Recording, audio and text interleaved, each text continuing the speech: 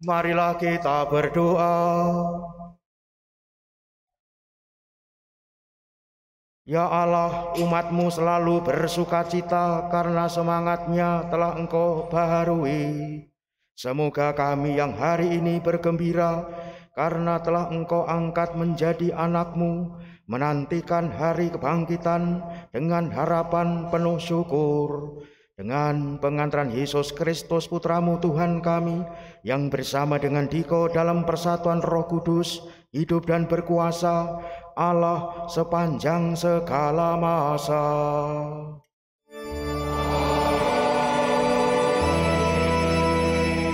Marilah kita mendengarkan sabda Tuhan.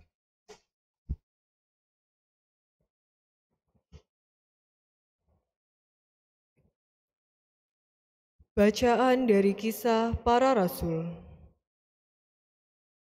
Pada hari Pentakosta, bangkitlah Petrus berdiri bersama ke-11 rasul. Dengan suara nyaring, ia berkata kepada orang banyak, "Hai kamu orang Yahudi, dan kamu semua yang tinggal di Yerusalem, ketahuilah dan camkanlah perkataanku ini. Yang aku maksudkan ialah Yesus dari Nazaret, seorang yang telah ditentukan Allah dan yang dinyatakan kepadamu dengan kekuatan, mujizat, dan tanda-tanda yang dilakukan oleh Allah dengan perantaraan Dia di tengah-tengah kamu, seperti yang kamu tahu. Dia yang diserahkan Allah menurut maksud dan rencananya, telah kamu salibkan dan kamu bunuh dengan tangan bangsa-bangsa durhaka.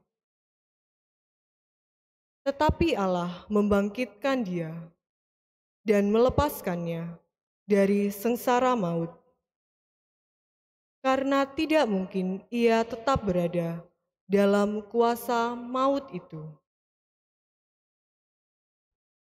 Sebab Daud berkata tentang Dia, "Aku senantiasa memandang kepada Tuhan, karena Ia berdiri di sebelah kananku, aku tidak goyah." Sebab itu, hatiku bersukacita dan jiwaku bersorak-sorai. Bahkan tubuhku akan diam dengan tenteram. Sebab Engkau tidak menyerahkan aku kepada dunia orang mati, dan tidak membiarkan orang kudus-Mu melihat kebinasaan. Engkau memberitahukan kepadaku jalan kehidupan. Engkau akan melimpahi aku dengan sukacita di hadapan-Mu. Saudara-saudara, aku boleh berkata-kata dengan terus terang kepadamu tentang Daud, bapa bangsa kita. Ia telah mati dan dikubur, dan kuburnya masih ada pada kita sampai hari ini. Tetapi ia adalah seorang nabi, dan ia tahu bahwa Allah telah berjanji kepadanya dengan mengangkat sumpah bahwa ia akan mendudukan seorang dari keturunan Daud sendiri di atas tahtanya. Karena itu, Daud telah melihat ke depan dan telah berbicara tentang kebangkitan Mesias ketika ia mengatakan bahwa dia tidak ditinggalkan di dalam dunia orang mati dan bahwa dagingnya tidak mengalami kebinasaan. Yesus inilah yang dibangkitkan Allah, dan tentang hal itu kami semua adalah saksi. Dan sesudah ia ditinggikan oleh tangan kanan Allah dan menerima Roh Kudus yang dijanjikan itu, maka dicurahkannya apa yang kamu lihat dan kamu dengar di sini. Demikianlah sabda Tuhan.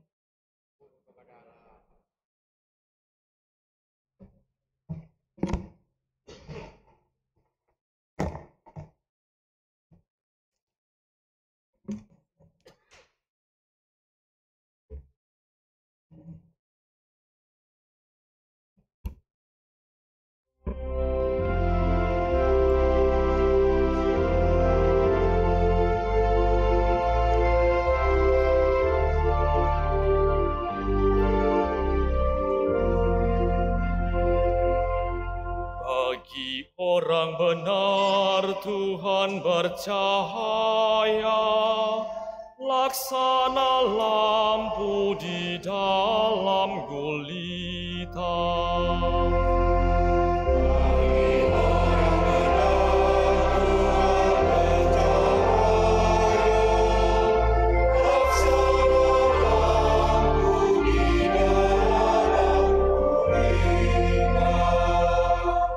Jagalah aku, ya Allah, sebab padamu aku berlindung.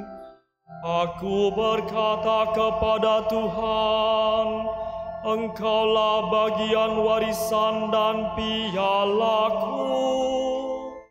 Engkau sendirilah yang meneguhkan bagian yang diundikan kepadaku.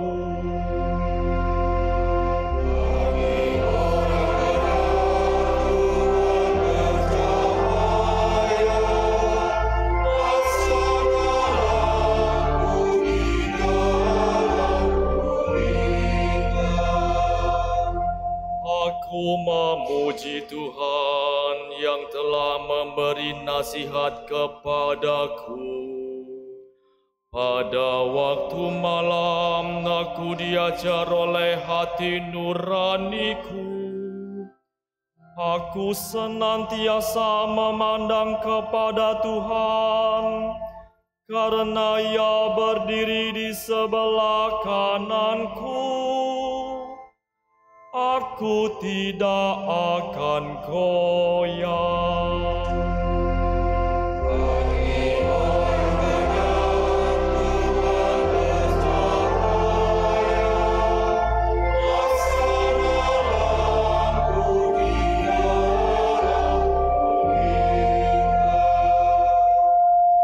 Sebab itu hatiku bersukacita dan jiwaku bersorak-sorai, dan tubuhku akan diam dengan tentram, sebab Engkau tidak menyerahkan aku ke dunia orang mati, dan tidak membiarkan orang kudus-Mu melihat kebinasaan.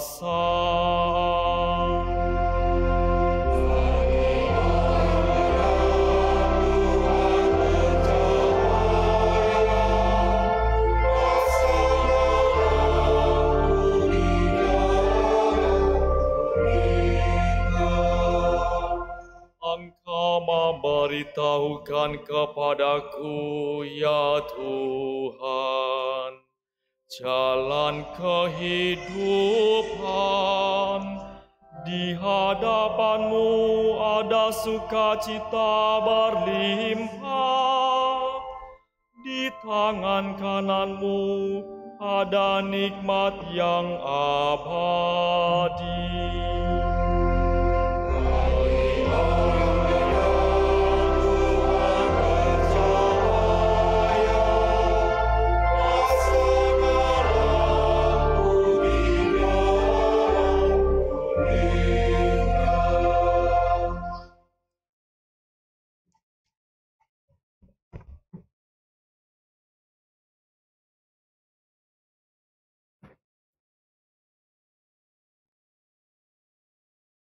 Bacaan dari surat pertama Rasul Petrus.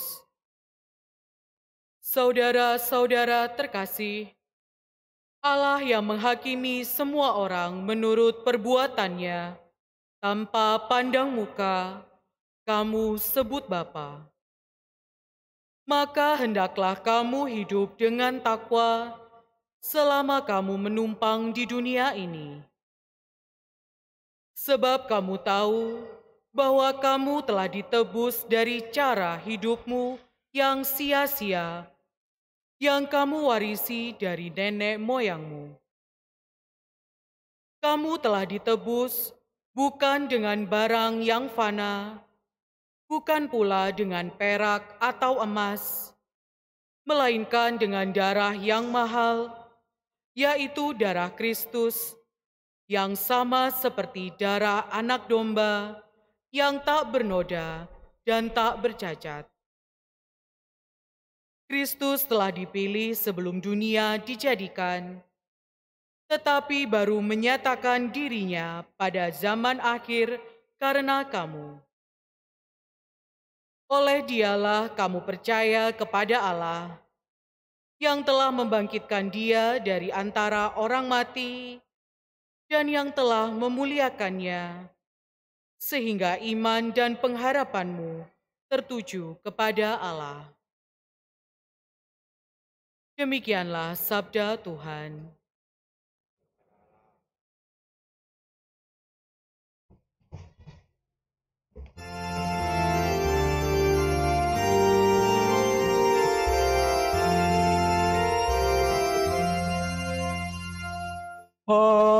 Haleluya, haleluya, haleluya.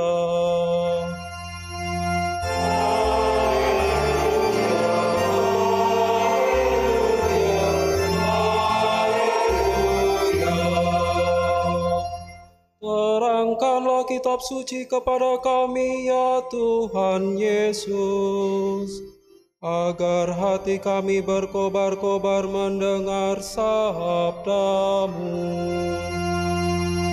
Haleluya,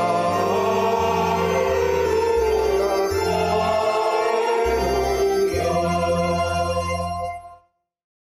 Tuhan bersamamu.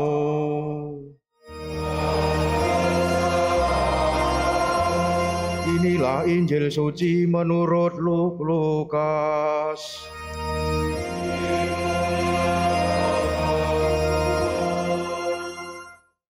Pada hari pertama dalam pekan itu, dua orang dari murid-murid Yesus pergi ke sebuah desa bernama Emmaus yang terletak kira-kira 11 km dari Yerusalem.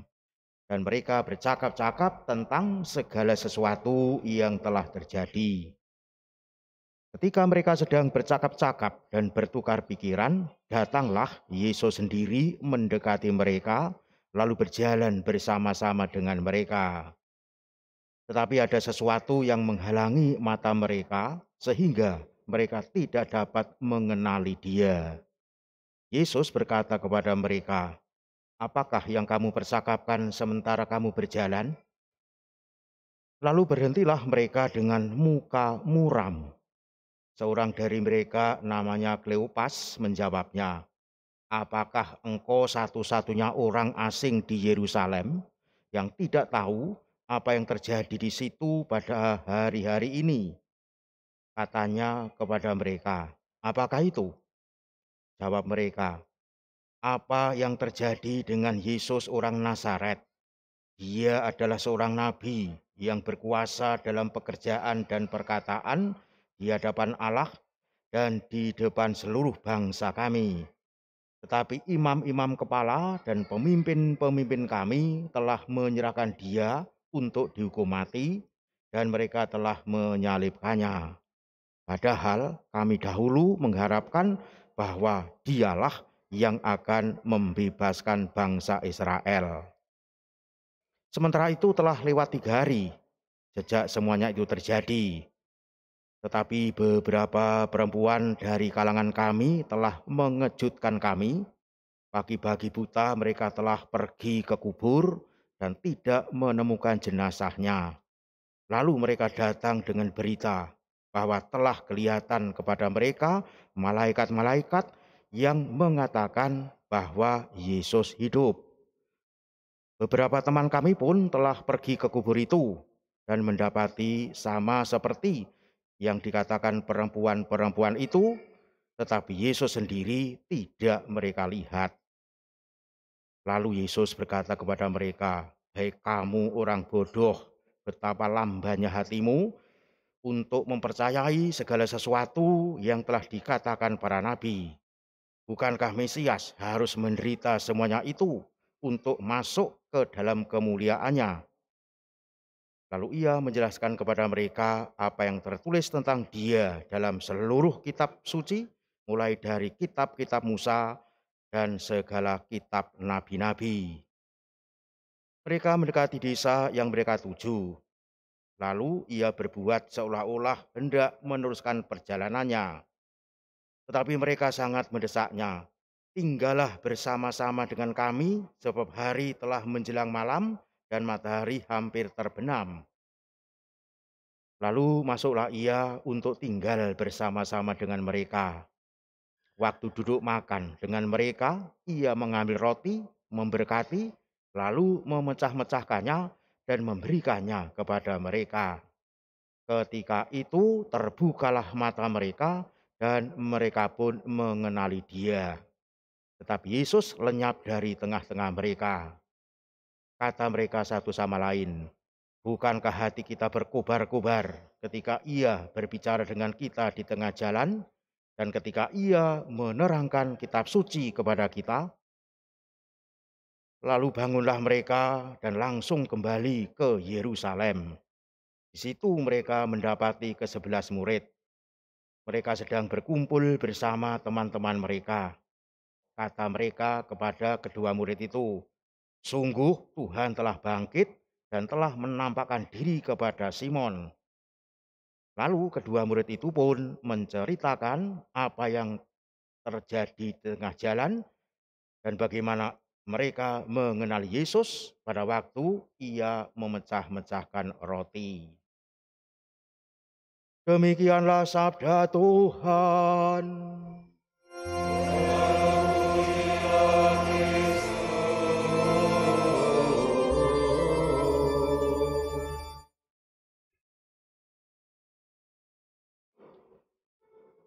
Saudara-saudari yang dikasihi dalam Tuhan, kita tinggal di Indonesia ini tentunya sudah terbiasa dengan adanya budaya mudik lebaran. Dan itu tentu sudah tidak asing.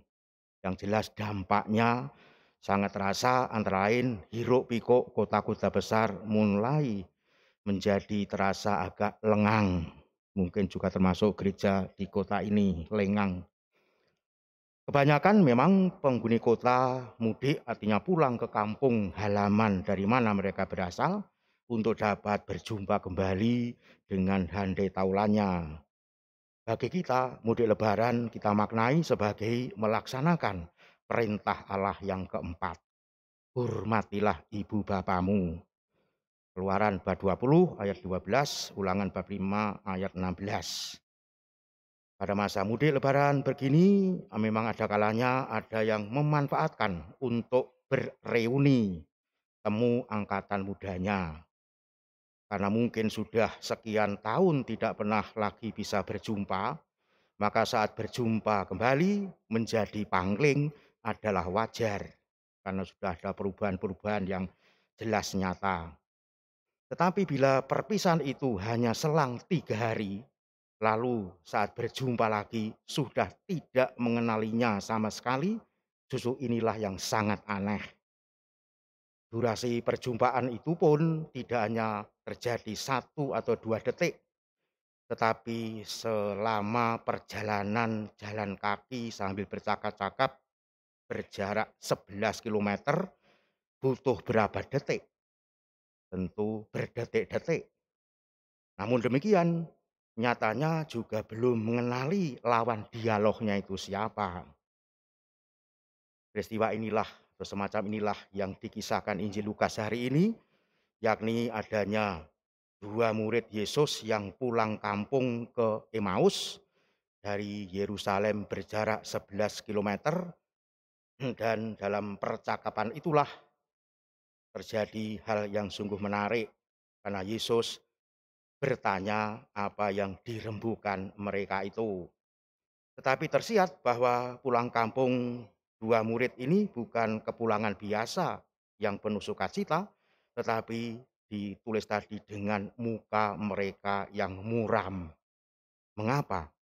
Dari konteks obrolan mereka selama perjalanan, kemuraman itu disebabkan oleh kematian Yesus di kayu salib. Mereka sedih, kecewa, frustrasi, bahkan marah. Tapi apa daya, semuanya sudah berlalu, sudah terjadi. Ini tampak jelas dari jawaban mereka kepada Yesus yang bangkit itu, yang tiba-tiba menimbrung dalam perjalanan mereka. Mereka tadi menyatakan, pemimpin-pemimpin kami telah menyerahkan dia untuk dihukum mati, dan mereka telah menyalibkannya. Padahal kami dahulu mengharapkan bahwa dialah yang datang untuk membebaskan bangsa Israel.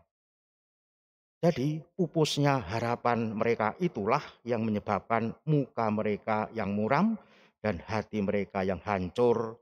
Bahkan sampai-sampai mereka tidak mau lagi percaya pada berita bahwa Yesus telah bangkit dari kematian. Yesus langsung merespon, reaksinya amat telah jelas, menegurnya, "Hai kamu orang bodoh, betapa lambannya hatimu sehingga kamu tidak percaya segala sesuatu yang telah dikatakan para nabi tentang Mesias." Yesus menegurnya karena mereka hanya mengandalkan perspektif mereka sendiri, tidak menggunakan perspektif gurunya yang telah membuktikan kuasa ilahinya. Maka Yesus pun menjelaskan secara ringkas segala yang dinubuatkan para nabi dan digenapi di dalam dirinya. Saudara-saudara yang terkasih, rupanya kedua murid itu mulai terpesona kagum mendengar pengajaran Yesus. Hati mereka berkobar-kobar. Tetapi mereka tetap belum sadar bahwa yang memberi pengajaran itu adalah Yesus sendiri yang sudah bangkit. Rupanya mereka ingin lebih banyak mendengarkan pengajaran dari Yesus, maka mereka mengundangnya agar berkenan singgah dan menginap di rumah mereka. Barulah saat mereka duduk makan, Yesus mengambil roti, memberkati, memecah-mecahkan dan memberikannya kepada mereka. Mata mereka terbuka mengenali Yesus. Bukankah itu cara Yesus menggandakan 5 roti dan 2 ikan? Bukankah itu juga cara Yesus ketika menetapkan Ekaristi di Kamis Putih? Begitulah dikenali, begitu pula segera lenyap dari pandangan mereka. Tanpa ragu, mereka langsung bangun dan memutuskan untuk kembali ke Yerusalem, mewartakan peristiwa itu kepada para rasul teman-temannya yang masih di Yerusalem. Saudara-saudari yang dikasihi Tuhan, kisah dua murid ke Emmaus ini menyajikan sebuah contoh hidup tentang apa yang terjadi jika manusia hanya mengandalkan perspektifnya sendiri. Sebab bagi mereka Yesus yang disalibkan adalah Yesus yang sudah kalah, habis, dan tidak bisa diharapkan lagi. Maka mereka menjadi muram mukanya, suram hatinya, dan jiwanya hancur yang sungguh-sungguh tidak ada harapan. Mereka lupa bahwa sebagai murid-murid Yesus seharusnya mereka menggunakan perspektif Yesus dalam menghadapi dan menyelesaikan aneka persoalan hidupnya. Terbukti dengan menggunakan perspektifnya sendiri, mereka salah. Saudara-saudara yang dikasihi Tuhan, teguran Yesus tentu tidak hanya ditujukan kepada kedua murid Yesus yang pergi pulang kampung ke Emmaus ini, tapi juga kepada kita yang mengimani Yesus Kristus. Betapa sering kita pun hanya mengandalkan perspektif kita sendiri. Bukankah akibat dosa, hati dan jiwa manusia mudah terjebak pada egoisme dan emosi-emosi negatif yang menyesatkan dan menghancurkan? Maka mari kita berpihak pada perspektif Tuhan Yesus. Percayalah kepada Tuhan dengan segenap hatimu dan janganlah bersandar kepada pengertianmu sendiri. Akuilah Dia dalam segala lakumu, maka Ia akan meluruskan jalanmu. Amsal bab 3 ayat 5 sampai 6. Saudara-saudara, peristiwa murid ke Emmaus juga tidak hanya dialami oleh mereka berdua, tetapi kita alami terus-menerus setiap kali kita menghadiri Ekaristi Kudusnya. Mengapa kita mau menghadiri Ekaristi? Tidak hanya 1 tahun 2 kali atau 3 kali, napas atau orang napas, atau 1 bulan sekali, atau mungkin seminggu sekali, atau malah setiap hari. Tentu masing-masing kita punya alasan yang berbeda satu sama lain. Tetapi satu hal yang pasti yang terjadi bahwa dalam setiap Ekaristi diselenggarakan, disinilah Yesus yang bangkit sungguh hadir, sungguh menyapa kita, membagikan roti keselamatan bagi kita, serta menjamin kita. Ketahuilah aku menyertai kamu senantiasa sampai akhir zaman. Matius 28 ayat 20. Inilah perspektif Yesus. Ia tidak kalah, ia tidak habis, juga ia benar-benar bangkit dari kematian. Ia hidup dan terus mendampingi kita, bukan menuju ke matahari terbenam, kegelapan, tetapi kepada matahari terbit, terang kehidupan yang sejati. Karena dialah menyatakan, akulah terang dunia. Barang siapa mengikuti aku tidak berjalan dalam kegelapan, tapi mengalami terang kehidupan. Mari kita tanpa ragu-ragu meyakini dia, mengikuti dia. Tentu kita akan sampai pada paripurnanya hidup, yakni kebahagiaan sejati. Tuhan memberkati kita.